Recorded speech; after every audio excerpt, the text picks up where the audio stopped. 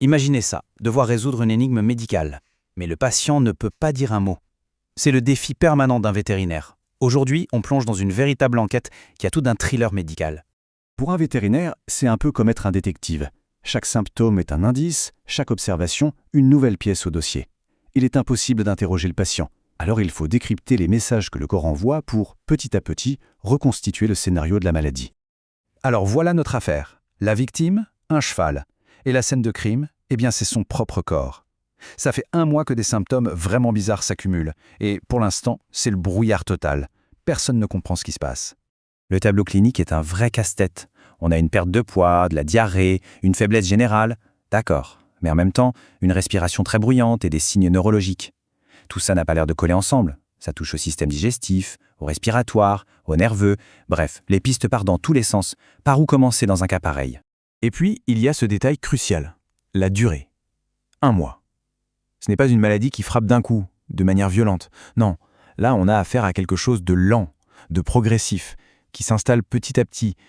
Cette chronologie, c'est un indice majeur qui nous met sur la piste d'une exposition continue à quelque chose. Face à ce fouillis de symptômes, les vétérinaires enquêteurs doivent faire ce qu'on fait dans toute bonne enquête, dresser une liste de suspects. Quelle maladie pourrait être derrière tout ça? Et la liste des suspects, elle est assez variée. On y trouve des virus, comme le virus du Nil occidental ou la rage. On a aussi des pistes toxiques, comme un empoisonnement au plomb, et même des carences nutritionnelles, par exemple un manque de thiamine. Chaque suspect va devoir être examiné de très très près. Et justement, alors que les enquêteurs commencent à se pencher sur le suspect numéro 1, il y a un détail qui saute aux yeux. Un seul indice, mais un indice unique, comme une signature. Et c'est ça qui va tout faire basculer. Le premier suspect à passer à l'interrogatoire, c'est donc l'intoxication au plomb, qu'on appelle aussi le saturnisme. Et là, franchement, les preuves commencent à s'accumuler très vite. Les symptômes généraux, les problèmes nerveux, la progression sur 1 mois, tout a l'air de coller. Le profil est quasi parfait. Alors, regardons les pièces à conviction de plus près. D'un côté, les signes généraux. Perte de poids, diarrhée, faiblesse. Ça colle. Ensuite, les atteintes des nerfs périphériques. Ça colle aussi. Et enfin, la chronologie sur 1 mois, typique d'une intoxication progressive. On dirait bien que les 3 grands piliers de l'accusation tiennent la route. Mais il y a plus que ces correspondances générales. Il y a un symptôme, un seul, qui est vraiment très particulier. C'est l'indice qui va faire passer l'enquête de forte suspicion à quasi-certitude. C'est vraiment la clé qui va ouvrir toutes les serrures. Et cet indice, le voici, la paralysie laryngée. C'est une atteinte très très spécifique du larynx, là où se trouvent les cordes vocales. Pour les enquêteurs, c'est ce qu'on appelle l'arme du crime encore fumante. C'est un signe tellement particulier qu'il pointe presque directement vers une seule coupable. Mais concrètement, ça veut dire quoi? En fait, c'est assez simple. Le plomb s'attaque au nerf qui commande l'ouverture du larynx du cheval. Une fois que ce nerf est paralysé, il ne peut plus faire son travail. Du coup, le passage de l'air est réduit et ça provoque ce bruit à la respiration, ce fameux son qui avait été remarqué. Le lien de cause à effet est limpide.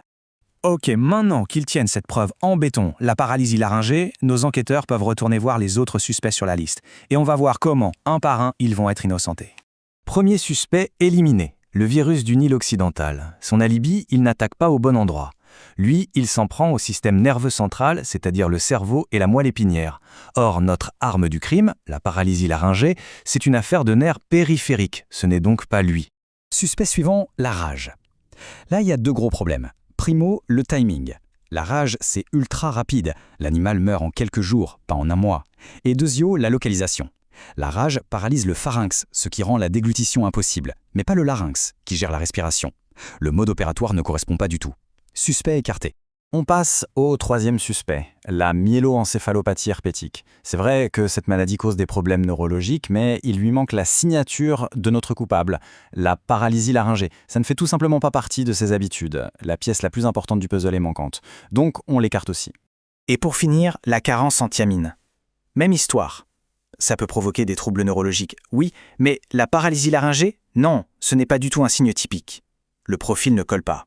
Fin de l'interrogatoire pour ce suspect. Bon, le bilan est clair, tous les suspects ont été innocentés, sauf un. Mais au-delà de trouver le coupable, qu'est-ce que cette enquête nous apprend sur la méthode, sur l'art du diagnostic? Ce processus, c'est vraiment comme un entonnoir. Au début, on a plein de possibilités. Et puis, indice après indice, on resserre, on élimine les hypothèses qui ne tiennent pas la route, jusqu'à ce qu'il n'en reste plus qu'une seule. Et dans notre cas, seule l'intoxication au plomb peut expliquer la totalité des faits. L'enquête est donc bouclée. Une fois toutes les autres pistes écartées, le verdict est sans appel. La cause la plus probable de cette combinaison de symptômes, c'est bel et bien une intoxication au plomb. Pour résumer, le dossier d'accusation repose sur 3 piliers très solides. D'abord, la cohérence entre tous les symptômes, généraux et neurologiques. Ensuite, la présence de ce signe signature, la paralysie laryngée. Et enfin, une chronologie qui colle parfaitement avec une intoxication lente et progressive. Ce cas est vraiment riche d'enseignements. D'abord, il nous rappelle que face à des troubles neuromusculaires qui durent, il faut toujours avoir le plan en tête. Ensuite, il souligne l'importance des signes pathognomoniques, ces symptômes si spécifiques qu'à eux seuls, ils peuvent presque résoudre l'affaire. Et enfin, ça montre qu'il faut toujours élargir l'enquête à l'environnement du patient. Le coupable est identifié, mais le travail n'est pas tout à fait terminé. Maintenant, il faut répondre à la question, mais d'où vient ce plomb ? Trouver la source, une vieille peinture, une batterie abandonnée, peu importe, c'est absolument crucial pour éviter que ça ne se reproduise. Parfois, la cause du problème est juste là, sous nos yeux, mais on ne la voit pas. Au final, cette histoire nous rappelle quelque chose de fondamental. Notre santé, comme celle des animaux, est directement liée à notre environnement. Et ça nous laisse sur une question un peu plus large. Quels sont les autres dangers, silencieux, qui se cachent peut-être juste là, sous nos yeux, dans notre quotidien ?